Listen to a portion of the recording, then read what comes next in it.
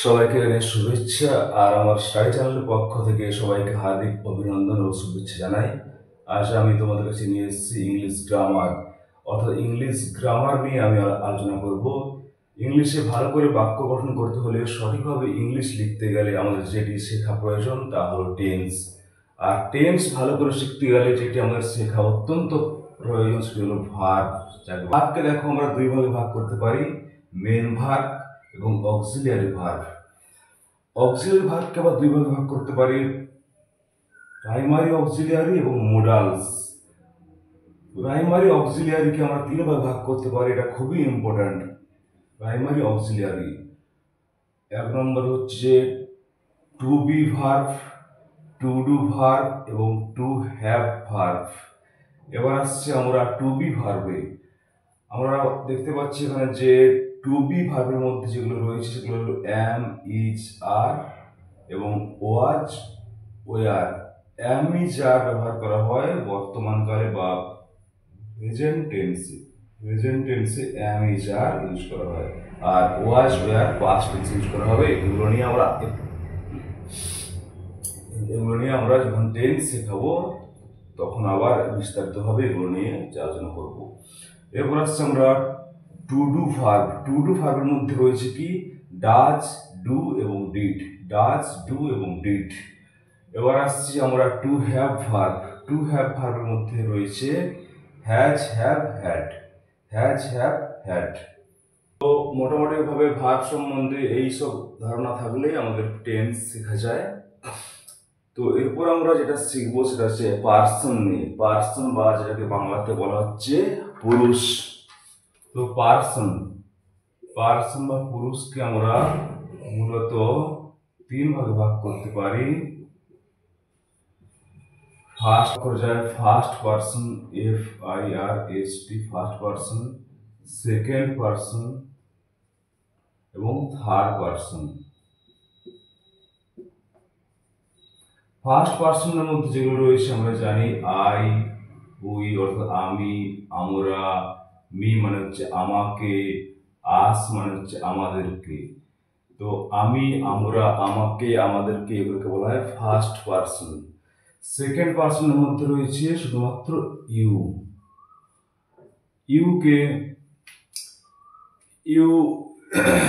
UK বাংলাতে বলা হচ্ছে তুমি, তোমরা, তোমাদেরকে, তোমাকে ইত্যাদি।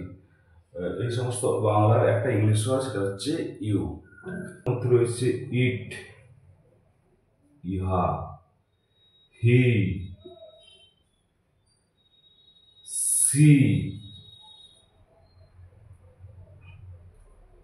সি, দে, হিম, হার, দেয়ার। এই যে ইট, হি, সি, দে, হিম, হার, দেয়ার, অর্থাৎ ফার্স্ট পার্সন এবং সেকেন্ড পার্সন ব্যতীত এই পৃথিবীতে যা কিছু রয়েছে সবকিছুকে আমরা বলছি কি থার্ড পার্সন। তো এরপর আসছি থার্ড পার্সন সিঙ্গুলার নাম্বারটা কি। থার্ড পার্সন সিঙ্গুলার নাম্বার, তো নাম্বারকে আমরা মূলত দুই ভাগে ভাগ করতে পারি। এর নাম্বার বা বচন, বাংলা বচন। একটা হচ্ছে সিঙ্গুলার নাম্বার আর একটা হচ্ছে plural number, SINGULAR, singular number. আর হচ্ছে plural number, PLURAL, plural number. তো সিঙ্গুলার একটি বস্তু বা ব্যক্তিকে বোঝানোর জন্য সিঙ্গুলার নাম্বার ব্যবহার করা হয়, যেমন এ বয়, এ গার্ল ইত্যাদি। এরপর আসছি বহু বচন বা প্লুরাল নাম্বার। প্লুরাল নাম্বার কি না, একের বেশি বস্তু বা ব্যক্তিকে আমরা বলছি প্লুরাল নাম্বার বা বহু বচন। একের বেশি, যেমন 5 বয়েজ, BOYS, বয়েজ, এস যোগ করে আমরা বয় সিঙ্গুলার নাম্বার ছিল, বয়েজটা হচ্ছে প্লুরাল নাম্বার। যেমন ধরো 2 বলস, BLLS, বলস মানে যে দুটি বল। এইবার আসছে আমরা third person singular number. Third person singular নাম্বারের উপর বিশেষত জোর দিচ্ছি, তার কারণ তোমরা একটু পরেই জানতে পারবে। তার কারণ টেন্স পড়ার সময় থার্ড পার্সন সিঙ্গুলার নাম্বারের একটি বিশেষ কাজ রয়েছে। Third person singular number, singular number এটি কি জিনিস? Third person singular number. Third person মানে আমরা জানি কি, থার্ড পার্সন মানে হি, সি, ইট ইত্যাদি।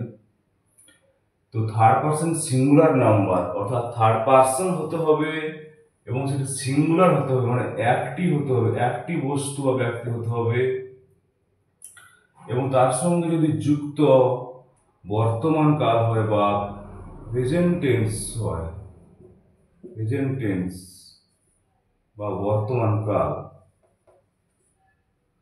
বর্তমান কাল হলে সেক্ষেত্রে মেন ভার্বের সঙ্গে এস বা ইএস যোগ হয়। সেই কারণে আমি থার্ড পার্সন সিঙ্গুলার নাম্বারের উপর বিশেষ জোর দিয়েছিলাম। যেমন ধরো আমি একটি বাক্য লিখছি যেটি বর্তমান কাল হবে, আর সেখানে যে সাবজেক্ট বা কর্তাটি থাকবে সেটি হবে থার্ড পার্সন সিঙ্গুলার নাম্বার। তখন আমরা দেখব যে ভার্বের কি চেঞ্জ হয়। যেমন ধরো সে যায়, এর ইংলিশ হবে হি। হি যেহেতু থার্ড পার্সন এবং সিঙ্গুলার নাম্বার, একজন গোজ মেন ভার্বের সঙ্গে ইএস যোগ হলো, হি গোজ। মেয়েটি খেলে, মেয়েটি খেলে, ইংলিশ কি হবে না দা গার্ল, মেয়েটি, একটি মেয়ে প্লে, খেলার ইংলিশ প্লে ছিল, প্লেস হয়ে গেল প্লেস, প্লেস, প্লের সঙ্গে এস যোগ হয়েছে, এখানে ইএস যোগ হয়েছে। তো থার্ড পার্সন সিঙ্গুলার নাম্বার থাকলে এবং বাক্যটা যদি বর্তমান কালের হয়, বাক্যটা যদি বর্তমান কালের হয় এবং সাবজেক্ট বা কর্তা যদি থার্ড পার্সন সিঙ্গুলার নাম্বার হয়, তখন ভার্বের শেষে এস বা ইএস যোগ হয়।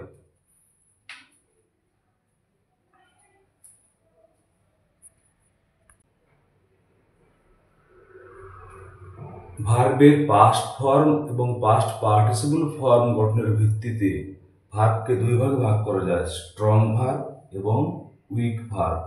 স্ট্রং ভার্ব কি? যে সমস্ত ভার্বের মধ্যেকার শুধুমাত্র ভাওয়েল চেঞ্জ করে তার পাস্ট ফর্ম এবং পাস্ট পার্টিসিপল ফর্ম গঠন করা যায়, সেই সমস্ত ভার্বকে আমরা বলবো স্ট্রং ভার্ব। এবার আমরা দেখে নেব কয়েকটা এক্সাম্পল। তাহলে কি বললাম? যে সমস্ত ভার্বের অন্তর্গত শুধুমাত্র ভাওয়েলটিকে পরিবর্তন করলে ভার্বের পাস্ট ফর্ম এবং পাস্ট পার্টিসিপল ফর্ম তৈরি করা যায়, তাদেরকে বলা হয় স্ট্রং ভার্ব। যেমন ভার্বের একটি প্রেজেন্ট ফর্ম রান, রান মানে দৌড়ানো, রান, পাস্ট ফর্ম হবে ran, past participle form run.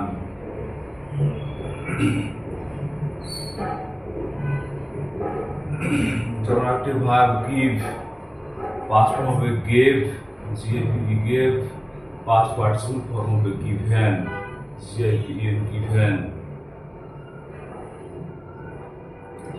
ধরো গো, পাস্ট ফর্ম হবে ওয়েন্ট, পাস্ট পার্টিসিপল ফর্ম হবে গান, जो go and gone. Write, WRIT, write মানে হচ্ছে লেখা, write. Wrote, WROTE, wrote, past participle form হবে written, RITTEN, written. Write, wrote, written. তো তোমরা এখানে স্পষ্টতই দেখতে পাচ্ছ যে ভার্বের মধ্যেকার শুধুমাত্র ভাওয়েলটি চেঞ্জ করে তার পাস্ট ফর্ম এবং পাস্ট পার্টিসিপল ফর্ম তৈরি করা হয়েছে। তাই এই সমস্ত ভার্বদের আমরা কি বলবো? Strong verb, strong verb. এছাড়া তো এরপর আমরা শিখে নেব উইক ভার্ব। উইক ভার্ব কি না, যে সমস্ত ভার্বকে পাস্ট ফর্ম এবং পাস্ট পার্টিসিপল ফর্ম করতে গেলে ভার্বের সঙ্গে ডি, ইডি বা টি যোগ করা হয়, সে সমস্ত ভার্বকে আমরা বলবো উইক ভার্ব।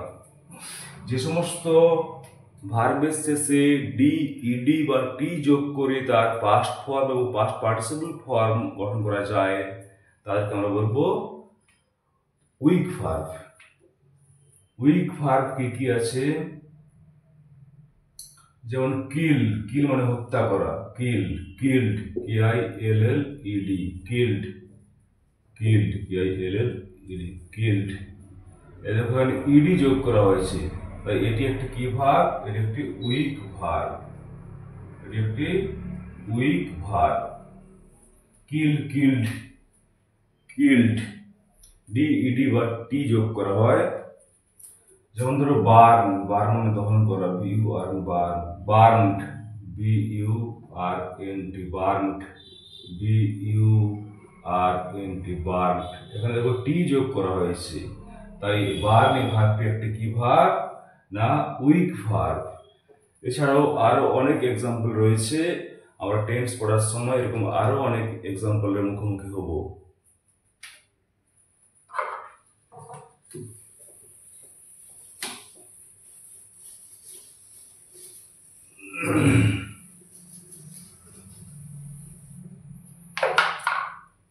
তো এরপর আমরা শিখে নেব টেন্স। এরপর আমরা শুরু করব টেন্স নিয়ে। টেন্সকে বাংলায় বলা হয় ক্রিয়ার কাল। ভার্বের একটি কাজ কখন হবে বা কখন হয়েছিল বা কখন হয় বা বোঝাতে আমরা টেন্স শিখতে হবে আমাদেরকে। ইংলিশে ভালো করে সেন্টেন্স লিখতে গেলে, সঠিকভাবে ব্যাকরণগত দিক দিয়ে সঠিকভাবে একটি বাক্য লিখতে গেলে ইংলিশে যেটি সবচেয়ে ভালো করে শিখতে হবে তা হলো টেন্স। তাই মন দিয়ে তোমরা শোনো এবং মন দিয়ে দেখো। তো টেন্সকে আমরা মূলত তিন ভাগে ভাগ করতে পারি।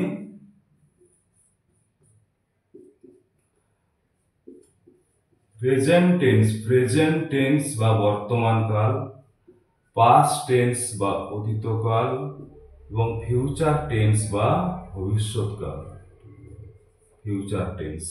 তাহলে আমরা দেখলাম টেন্সকে তিন ভাগে ভাগ করতে পারি। প্রেজেন্ট টেন্স বর্তমান কাল, পাস্ট টেন্স অতীতকাল, ফিউচার টেন্স বা ভবিষ্যৎকাল। এইবার আমরা দেখব যে প্রত্যেকটা টেন্সকে আবার চার ভাগে ভাগ করা যায়। প্রত্যেকটা টেন্সকে, past tense, present tense, future tense, এই প্রত্যেকটা টেন্সকে আমরা চার ভাগে ভাগ করতে পারি। ইনডেফিনাইট মানে IND, ইনডেফিনাইট বা simple tense, indefinite tense, continuous tense, continuous tense, perfect tense এবং perfect continuous tense, perfect continuous tense, perfect continuous tense. এই বর্তমান কাল বা প্রেজেন্ট টেন্সকে আমরা চার ভাগে ভাগ করতে পারি। যেমন ধরো present indefinite tense, present continuous tense, present perfect tense এবং প্রেজেন্ট পারফেক্ট কন্টিনিউয়াস টেন্স। ঠিক তেমনি ভাবে আমরা পাস্ট টেন্সকেও চার ভাগে ভাগ করতে পারি। Past indefinite tense, past continuous tense, past perfect tense, past perfect continuous tense. ঠিক তেমনি ভাবে আমরা ফিউচার টেন্সকেও চার ভাগে ভাগ করতে পারি। Future indefinite tense, future continuous tense, future perfect tense, future perfect continuous tense.